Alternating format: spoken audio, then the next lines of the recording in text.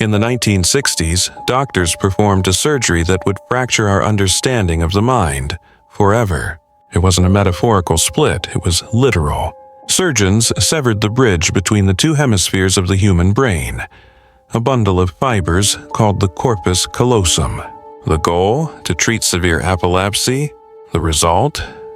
A window into something far stranger, something that challenged the very meaning of the word I. When patients awoke, they appeared normal. No signs of madness, no obvious deficits in intelligence, memory, or personality. But when neuroscientists like Roger Sperry and Michael Gazzaniga began testing them, they uncovered something chilling. Each eye was connected to a different hemisphere of the brain. So when researchers flashed different images to each eye, something strange happened. If the left eye saw a snow scene and the right saw a chicken foot, the patient's left hand, controlled by the right brain, might point to a shovel. The right hand, controlled by the left brain, might point to a chicken. So far, so good. Each hemisphere responded to what it saw. But when asked, "Why did you pick the shovel?" the speaking left hemisphere answered, "To clean the chicken coop." It was a lie, but not malicious. It was the best explanation that side of the brain could invent. The left brain didn't know what the right brain saw, so it created a story, a believable one.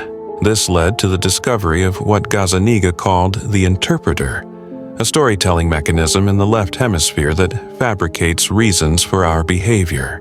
Not reasons that are true, reasons that feel true. In more tests, a split-brain patient's right hemisphere was shown a command: stand up. The left brain, responsible for speech, saw nothing, but the patient stood up. When asked, "Why did you just get up?" the left hemisphere replied, "I wanted to get a drink of water." The story again, the illusion of agency. Each half of the brain was now capable of independent action, but only one half could speak. The other simply acted. So the mind filled in the blanks, a narrator improvising lines for a film it didn't direct. This wasn't limited to actions. In some cases, split-brain patients could laugh at a joke shown only to one hemisphere, while the other had no idea what was funny. Two responses, two perceptions, but still one person? Or were there now two minds inside one skull, each with its own version of reality? This research ignited a philosophical firestorm. What is a self? If one half of your brain can think, feel, and act without the other knowing, are you a unified consciousness or just a coalition of competing modules? Some neuroscientists argued yes, these patients had two consciousnesses, each hemisphere its own mind. After all, the hemispheres could disagree. One hand might button a shirt while the other unbuttoned it. One hand might reach for a favorite food, the other slap it away. But others pushed back. They said the patient still felt like one person. There was still one body, one stream of life. The split didn't destroy the self. It revealed its architecture. The illusion of unity might just be that, an illusion, a beautifully rehearsed performance your brain puts on, frame by frame. Recent studies have challenged the idea of full cognitive separation. Researchers like Yair Pinto suggest that even with a severed corpus callosum, consciousness remains unified, at least in some ways. In new tests, some split-brain patients could respond to stimuli in both fields with verbal or physical responses. That shouldn't be possible if the minds were truly separate. So what gives? Some theories propose backup communication routes, connections deeper in the brain, below the cortex that might help coordinate perception.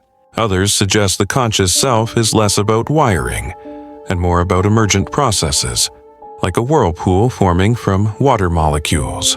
Your mind in this view isn't a location, it's a process, a dance. And even when the music is split, the rhythm finds a way to synchronize. The real takeaway isn't just about rare patients. You too are made of parts, subsystems, regions, hemispheres, loops of perception and feedback. And yet, you feel like one person, a unified self. But split-brain studies whisper a deeper truth. That unity may be the greatest story ever told. Not by poets, not by philosophers, but by your brain. To you. So, what if you're not one you at all, just the narrator, stitching fragments together, half a second at a time? And if that's true, who's writing the next chapter?